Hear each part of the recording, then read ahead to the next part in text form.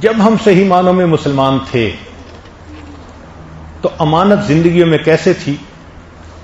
ایک واقعہ سنا کر اب میں اپنی بات کو دوسرے رخ پہ لاتا ہوں. واقعہ ہے مگر ہے بڑا ہی عجیب. امید ہے کہ آپ اس کو دل کے کانوں سے سنیں گے.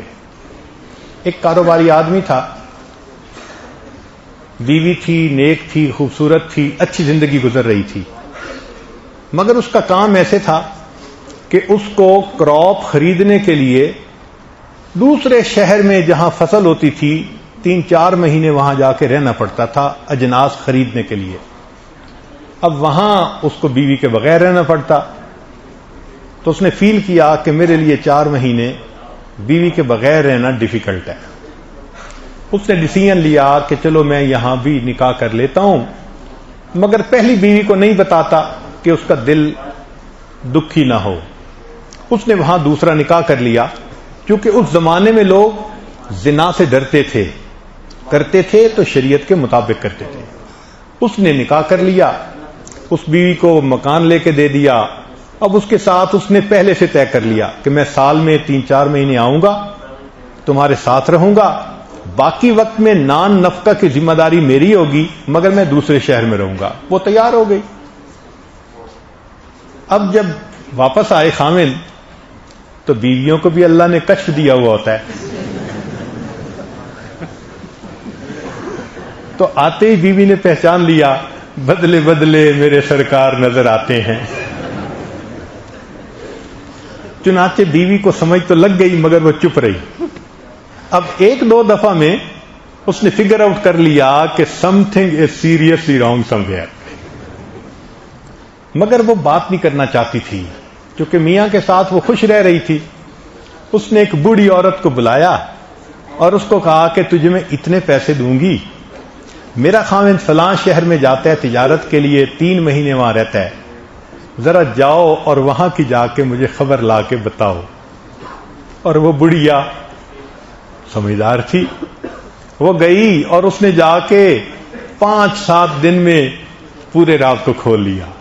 پڑوسی نے بتا دیا، فلاں نے بتا دیا، اس کو پتہ لگ گیا دوسری شادی ہے، بیوی کو رکھتا ہے، ساتھ رہتا ہے، واپس آتا ہے. اس نے آ کے بتا دیا. اب جب بیوی کو پتہ چلا تو اس کو دل پہ غم تو بہت ہوا، لیکن اس نے سوچا جب میرے ساتھ ٹھیک ہے، بچوں کے ساتھ ٹھیک ہے، خرچہ دیتا ہے، رہتا ہمارے ساتھ ہے، تو چلو اللہ کے حوالے. وہ اس غم کو برداشت کر گئی. اللہ کی شان کہ کچھ عرصے کے بعد خامند کی وفات ہو گئی. جب خامند کی وفات ہوئی تو وہ امیر سوداگر تھا، بہت امیر. اب اس کے مال کو تقسیم کیا گیا. جب تقسیم کیا گیا تو اس زمانے میں چاندی کے درہم دینار ہوتے تھے. اس عورت کا جو حصہ نکالا گیا وہ کہیں 4 بوریاں پیسے کی بھری ہوئی تھی. تو تقسیم کرنے والوں نے اس عورت کا حصہ اس کو پہنچا دیا کہ جی بیوی کا حصہ اتنا نکلا ہے، یہ آپ لے لیجئے. اب جب 4 بوریاں پیسے کی اس کے گھر پہنچی تو یہ گھر میں بیٹھ کے سوچنے لگی کہ جائیداد تقسیم کرنے والوں کو تو نہیں پتا، رشتہ داروں کو بھی نہیں پتا، میں نے تو تحقیق کروا لی تھی نا کہ اس کا نکاح ہے. اس کا مطلب یہ کہ اس کی ایک بیوی نہیں تھی، اس کی 2 بیویاں تھیں. تو یہ 4 بوریاں میرا حق نہیں، اس میں سے 2 بوریاں دوسری بیوی کا حق ہے. عورت ذات وہ خود سوچ رہی ہے. سوچیں اللہ کا ڈر کتنا دل میں ہوگا. چنانچہ اسی بوڑھی عورت کو اس نے بلایا اور بلا کے کہا میں تجھے اتنے پیسے دوں گی، یہ 2 بوریاں پیسوں کی لے جا اور یہ جا کے اس عورت کو دے اور بتا کہ خامن تمہارا فوت ہو گیا.